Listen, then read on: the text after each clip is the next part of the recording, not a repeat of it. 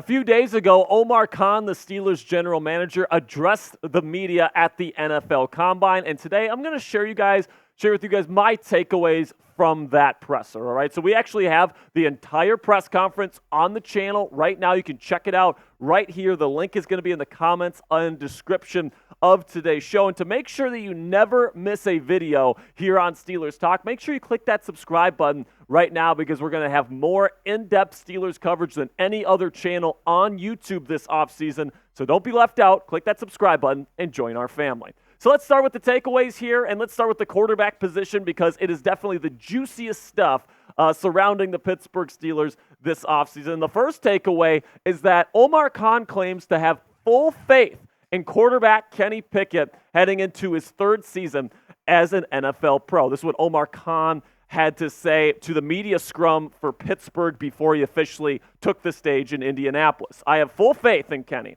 He's shown us some good things. Obviously, there were some issues with the offense. Arthur Smith is very optimistic about Kenny. I know they've communicated. So the big thing that I'm wondering here when it comes to Kenny Pickett is, what are the good things that Omar Khan is talking about? Of course, he delivered some big moments in some pretty tight spots in the fourth quarter, but you look at the overall numbers, and they're just not what you want to see from an NFL quarterback moving forward into his third year. I don't care who the offensive coordinator is. He was one of the worst quarterbacks in the National Football League, where he was 37th in completion percentage, 35th in yards per attempt, 37th in average depth of target. So even though he was 37th in completion percentage, he was still 37th in average depth of target. So he was throwing it short, and he still wasn't completing passes. Then the touchdown percentage is the lowest in NFL history of any passer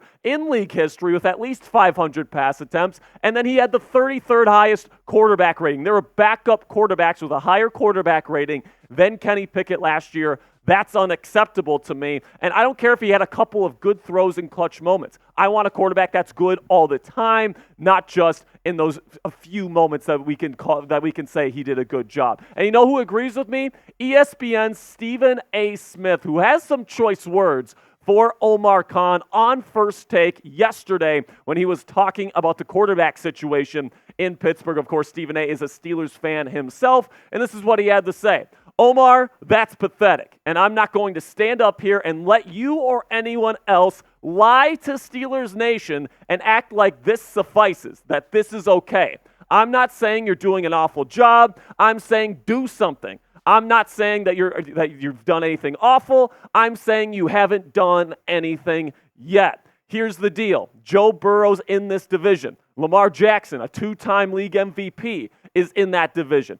Deshaun Watson is in that division. And you're going to sit up there in front of the cameras and the microphone and tell Steelers Nation, Kenny Pickett, we're good?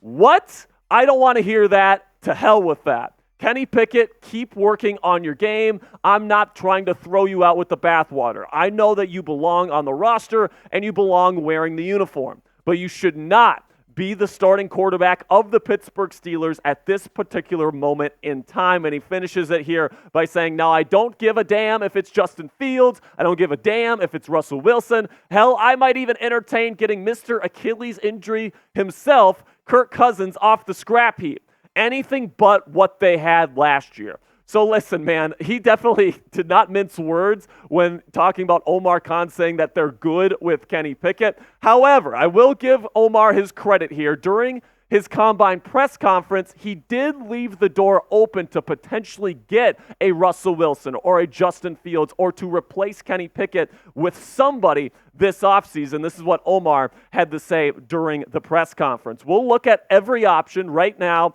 We have one guy under contract, that's Kenny Pickett. Feel really good about Kenny, but he knows, and we all know, there's going to be competition in the room, and we've always been a team that keeps three quarterbacks, and I'd expect that to be the same this year, which is very interesting. And I can't think of a quarterback that would improve the quarterback situation in Pittsburgh better than Russell Wilson. I mean, look at this comparison right here and tell me that Russell Wilson wouldn't be an instant upgrade over Kenny Pickett. The on-target percentage was elite last year at 77.1. That was actually one of Kenny Pickett's better advanced statistics, and Russell Wilson still blows him out of the water. He was more efficient than him in terms of yards per attempt, way higher touchdown percentage. I mean, almost 5 points higher in the touchdown percentage. That is unbelievable. Then you get to the quarterback rating, beats him by almost 20 points, and then the points above replacement, that's the most advanced Sabre metric that NFL front offices use to determine the value of players. Russell Wilson was at 25.4, and Kenny Pickett was at a measly 6 points above replacement. And oh yeah, guys, Russell Wilson would cost half of what Kenny Pickett would cost in 2024. That's right, Russell Wilson has an offset clause with his contract in Denver, so if they release him, and it looks like they're going to, Russell Wilson can sign with the Steelers for the vet minimum. So not only would he be an improvement on the field, but he's a super affordable option that still gives the Steelers all the flexibility that they would want to sign free agents and kind of fill the other roster holes that they have on this roster right now. There is no reason why Russell Wilson shouldn't come to the Pittsburgh Steelers, or the Steelers shouldn't sign him if Russell Wilson wants to come to the city of Pittsburgh. And given the other options, I see no other reason why Wilson won't want to come to Pittsburgh. So here's what they could do. All right, if you want to keep Kenny Pickett and you don't want to completely give up on him, I understand that. All right, you used a first-round pick on him after year two, after with having a terrible offensive coordinator. Maybe you don't want to throw him away.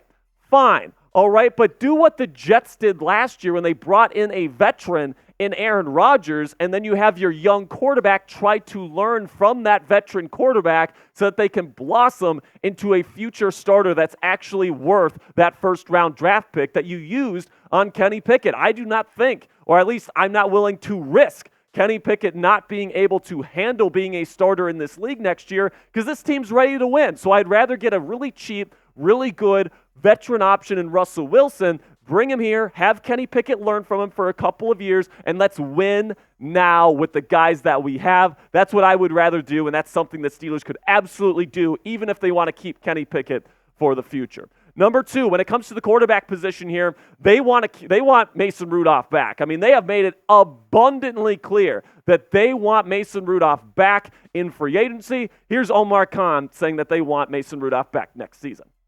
You know, he knows we want him back.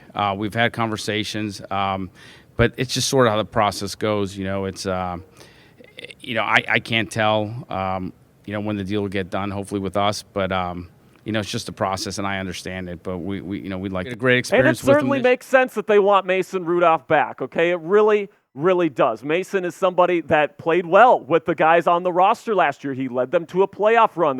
He had them in the game in the fourth quarter in Buffalo. All right, it makes sense that they like Mason Rudolph. But I personally think, guys, that he is going to sign elsewhere this offseason. I think that with everything that this team has kind of put him through over the last several years, if there's an opportunity to be a bridge starter elsewhere, like in Denver or New England or Minnesota or somewhere else, I think he's going to take that opportunity. So I guess we'll have to see what happens here over the next several weeks. So even though the Steelers want Mason Rudolph back, I'm not sure if he actually is going to. Now let me know down there in the comments section, which quarterback or quarterbacks do you think the Steelers will add to the roster this offseason?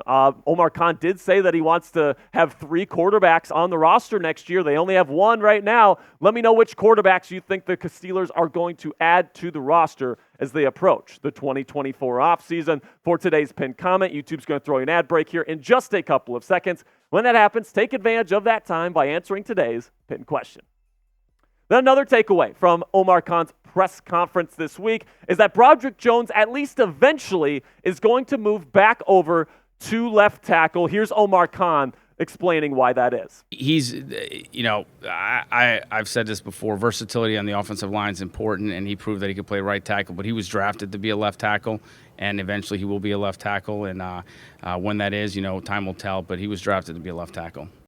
Honestly, guys, it makes perfect sense why Broderick Jones would eventually move back over to left tackle. That's what he played in Georgia, and he was really drafted to play on that side. So what this really means is that drafting a right tackle in round 1 like a Talise Fuaga, Amarius Mims, Tyler Guyton from Oklahoma, all these guys that played right tackle in college, all those guys are on the board for the Pittsburgh Steelers this year, okay? Because they feel comfortable moving Broderick back over to the left side, and in fact, it's their plan to eventually move him back over there. So keep that in mind here as we approach draft day, that right tackle's not going to scare them whatsoever. Then we get to Allan Robinson here, who's a guy that we've been talking about as a potential cut candidate since mid-season.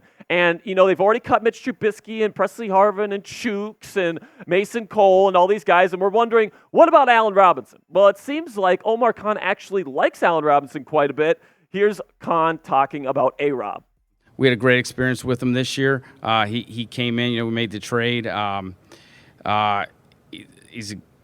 It was fun. I mean, you guys saw the impact he had on the run game, and you know, it's been a great experience with him so far.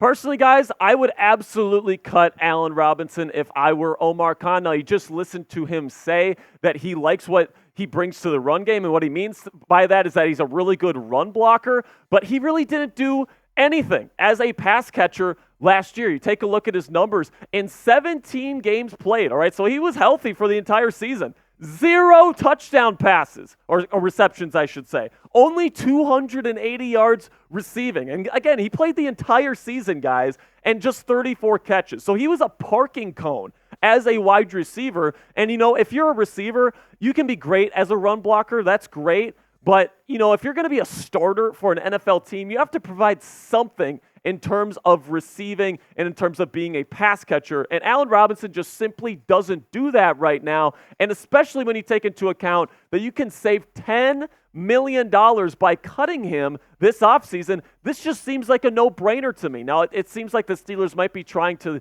get him to take a pay cut to stay with the team, yada, yada, yada. Who knows what's going to happen? But you cannot have Allan Robinson on his current cap hit. You just can't. It's just an absolute no-go because he doesn't provide any value for you as a wide receiver, and that's just unacceptable for somebody who is a wide receiver, all right? If you want somebody that can block, get a tight end. Get an offensive lineman, all right? If you're going to get a wide receiver, get somebody that can freaking get open and catch the ball. Allan Robinson isn't somebody that does that, or at least he wasn't last year. Now, before we get to the rest of today's takeaways, make sure you guys click that thumbs up icon if you haven't already. If you're a Steelers Talk Real one, you watch all of our videos, you watch them to the end. Really do appreciate all of your guys' support. And with that, let's get to the fifth takeaway here, which is that the starting center is not on the Steelers roster right now. Now, Khan did mention how they like Nate Herbig and they have other starters that could play center if needed.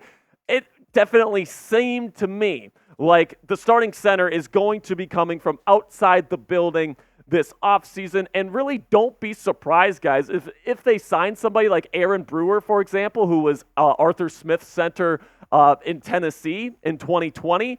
If they get somebody like that in free agency and they get a center in the draft as well, I could certainly see something like that come to pass. Maybe you get a combination of like Aaron Brewer, who can play guard too, by the way, in free agency, and then you get a Jackson Powers-Johnson or a Zach Frazier or a Cedric Van Pran in the draft, something like that. And I could absolutely see that being something that Omar Khan and the Steelers front office ends up doing here when it's all said and done. And then finally here, this is something I didn't really consider up until I heard Omar Khan speak the other day, is could the Steelers be cutting Cole Holcomb this offseason? I think there's a relatively decent possibility of this, and the reason for that is because he suffered a brutal leg injury in 2023. Many people know this about Holcomb in that Tennessee Titans game. It was just straight up gross. But then Omar Khan told us the other day that there's no timetable for his return. So it's really serious. They don't know a timetable yet, months after the injury, and that scares the living crap out of me because you still have him under contract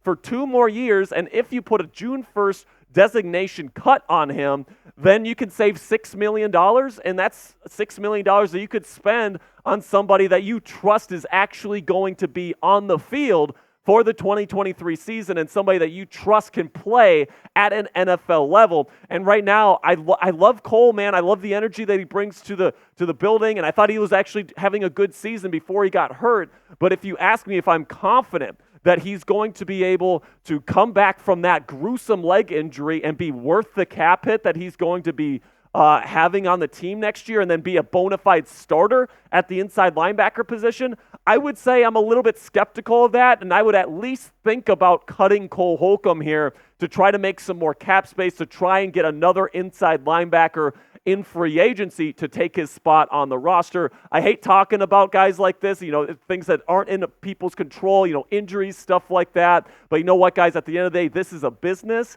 and the Steelers are trying to win games and trying to win championships. And if you're not confident Cole Holcomb's going to be able to play a significant role in that in your defense, it's time to cut bait, and it's time to get somebody else. Now, let me know down there in the comments section, should the Steelers cut or keep Cole Holcomb this offseason? Type C if you want to cut him and save the $6 million, or type K if you want to keep him and give him another shot.